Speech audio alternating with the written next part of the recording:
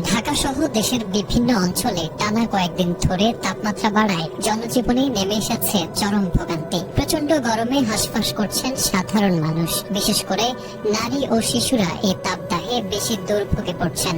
এমন পরিস্থিতির মধ্যেই স্বস্তির খবর দিয়েছে আবহাওয়া অধিদপ্তর।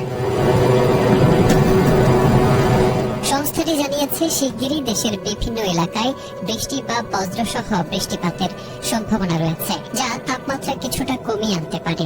আবহাওয়াবিদদের মতে আকাশে মেঘের পরিমাণ বাড়তে শুরু করেছে। এর ফলে আগামী কয়েকদিনের মধ্যে তাপপ্রবাহ প্রশমিত হতে পারে এবং স্বাভাবিক আবহাওয়া ফিরে আসার সম্ভাবনা রয়েছে। আবহাওয়া অফিসের তথ্য মতে রোববার থেকে সারা দেশে তাপমাত্রা কমতে পারে। এতে বলা হয়েছে, লঘুচাপের বর্ধিতাংশ পশ্চিমবঙ্গ হতে উত্তর বঙ্গোপসাগর পর্যন্ত বিস্তৃত রয়েছে। এমন পরিস্থিতিতে আগামী 24 ঘন্টায় রংপুর, ময়মনসিংহ ও সিলেট বিভাগের কোথাও কোথাও মাঝারি ধরনের ভারী থেকে ভারী বর্ষণ হতে পারে। এছাড়া রংপুর, ময়মনসিংহ ও সিলেট বিভাগের কিছু কিছু জায়গায় এবং রাজশাহী, ঢাকা, খুলনা, বরিশাল ও চট্টগ্রাম বিভাগের দু এক জায়গায় অস্থায়ীভাবে দমকা অথবা ঝড়ো হাওয়া বা বিদ্যুৎ চমকানো সহ বৃষ্টি বা বজ্রসহ বৃষ্টি হতে পারে।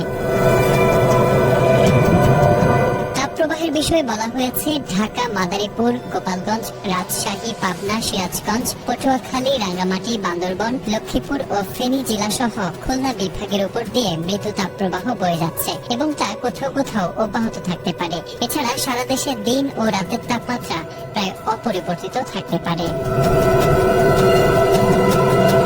সোমবার সকাল 9টা থেকে পরবর্তী 24 ঘন্টায় ঢাকা, ময়মনসিংহ ও সিলেট বিভাগের অনেক জায়গায়, রংপুর, রাজশাহী ও চট্টগ্রাম বিভাগের কিছু কিছু জায়গায় এবং খুলনা ও বরিশাল বিভাগের দু এক জায়গায় অস্থায়ীভাবে দমকা অথবা ঝড়ো হাওয়া ও বিদ্যুৎ চমকানো সহ বৃষ্টি বা বজ্রসহ বৃষ্টি হতে পারে। পাশাপাশি রংপুর, ঢাকা, ময়মনসিংহ ও সিলেট বিভাগের কোথাও কোথাও মাঝারি ধরনের ভারী থেকে অতি ভারী বর্ষণ হতে পারে। এদিন সারা দেশে দিনের তাপমাত্রা 1 থেকে 2 ডিগ্রি সেলসিয়াস কমতে পারে ও রাতে সামান্য কমতে পারে।